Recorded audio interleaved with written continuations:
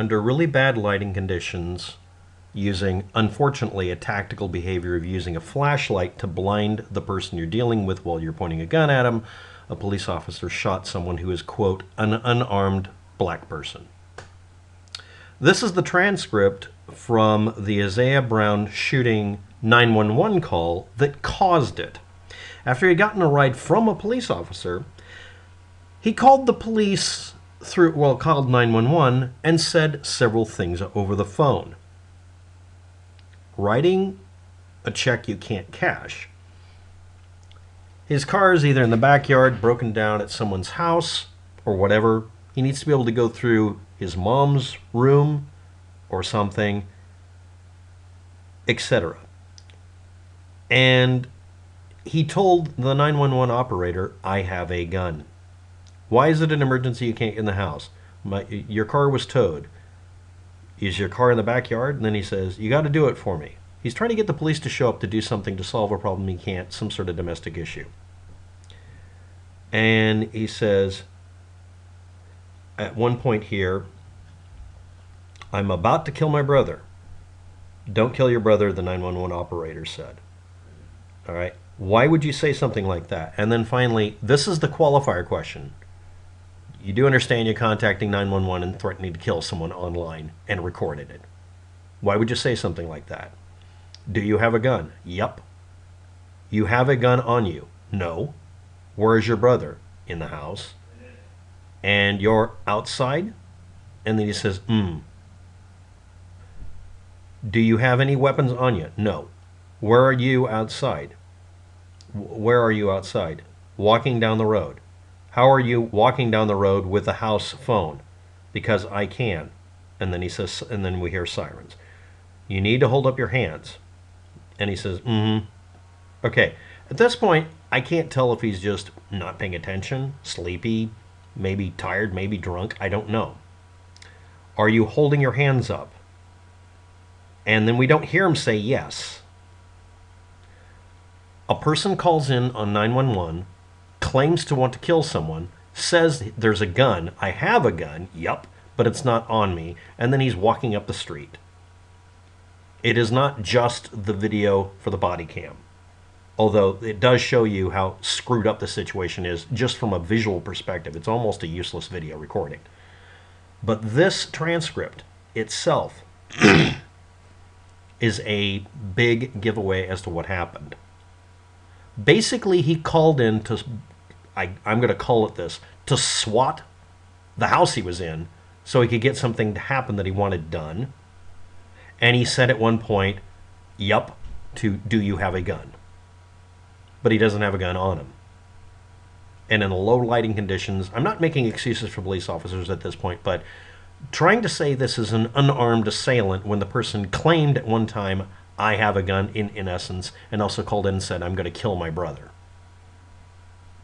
This is a messed up situation, and you can hear from the police officer, even if we can't see a jack shit about it, that he was telling the guy, stop coming towards me. Now, I'm going to say a couple of things here that are going to be a little bit annoying to people. When you're communicating, whether it's with a child who has trouble understanding you, or someone who's in a noisy situation, you must not use ambiguous communication. Instead of saying, drop the gun when it's not a gun, or you don't know if it's a gun, spread your hands open so the fingers are spread, drop everything. The person doesn't do it. Drop everything now. Next, stop walking, stand still, or stop now. Those are the things you say. Stop walking towards me could be interpreted, if you can't hear somebody over the noise, walk towards me. Because that's another thing police officers will say. They'll tell you to stop. Sometimes they tell you, come towards me. And when you're having a hard time hearing someone, the only thing you can hear is the last part of the sentence. And the reason I'm doing this is there was a sort of a video on a YouTube channel showing children at a crosswalk that was made noisy. It was a test crosswalk, not a real one. And parents were told to go across the street and tell a child not to cross the crosswalk. How do you tell them to stop? And the parent would yell, stop walking. And the kid would start walking. And then say, you told me to start walking. Instead of stop, it's start walking. instead of just yelling the word stop and then nothing else. Parents were taught that when you give somebody several different words and they could be interpreted as either contradicting each other or being ambiguous, don't fucking do it. When you're at a workplace, there's a stop button that's marked stop, and it's a giant red frickin' candy-like button for a reason. Because when you're panicking, you can't read instructions, because why the hell would you be able to do?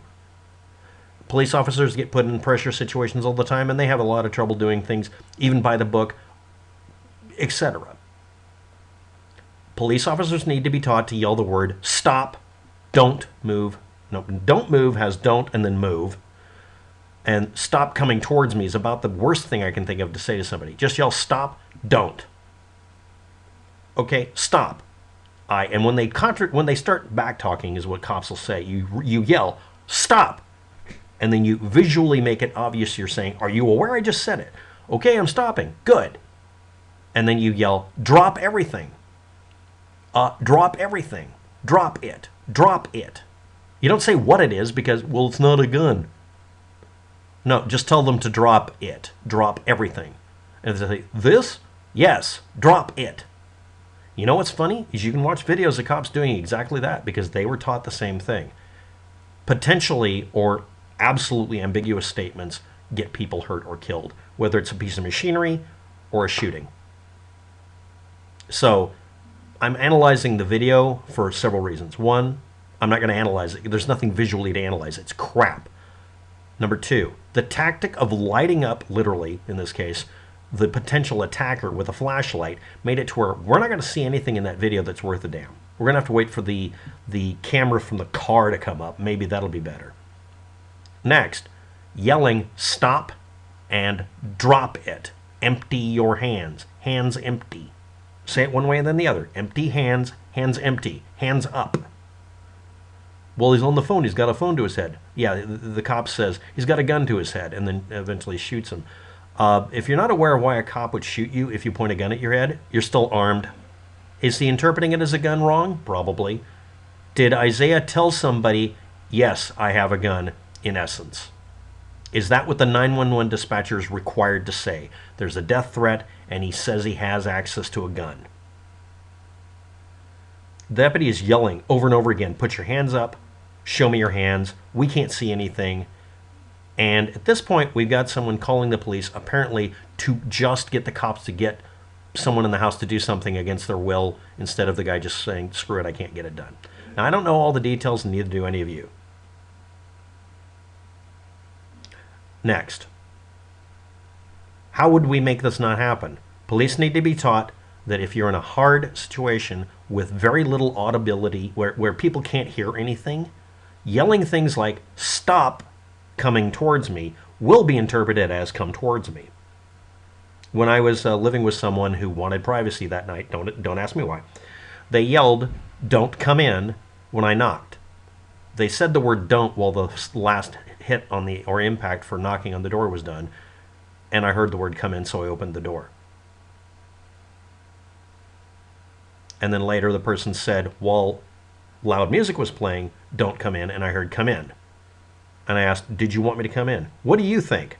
Okay, if you're asked a straight question, and the answer is yes or no, and you don't say yes or no, don't bitch. I'm sorry. We've all hung something on the doorknob. We all know about that. Depends on what it is. Next, Isaiah apparently is alive. He's in the hospital as of me making this video. But this is the transcript. This is what he attested to on 9/11. And up here. Do you understand that you just threatened to kill your brother on a recorded line on 911? Next, I'm going to say this very simply. I'm losing the ability to speak clearly because of bad teeth and damaged front part of my face. And I got my teeth smashed in years ago by a bike wreck. Learn to speak clearly. I don't care how people feel that is being interpreted here with me saying this. I have no room to talk. But learn that your life may depend on how clearly you are understood, whether you're the police officer or the person the gun's pointed at. It's a giant pet peeve of mine. I have had to be the safety asshat at a business several times where I've had to explain to somebody, if you're in a noisy environment, stop assuming everyone can clearly hear you. They can't. And next, if you do or say anything ambiguous, you can't complain about people not understanding what you really meant. Okay, that's it for the video. This is the transcript of what was the other part of this, and this is absolutely what caused this. Now, me interpreting this could be completely wrong. Links below in the description to me converting the image from the video from the WTVR website to text down below. It's going to have errors, always does. Comment, rate, subscribe if you want to, but critique is much more useful. Thanks for watching. Have a good day. Good luck with that. And yes, we can learn from this and try to prevent it from happening, but it'd be nice if people actually paid attention to what really happened, including me. Bye.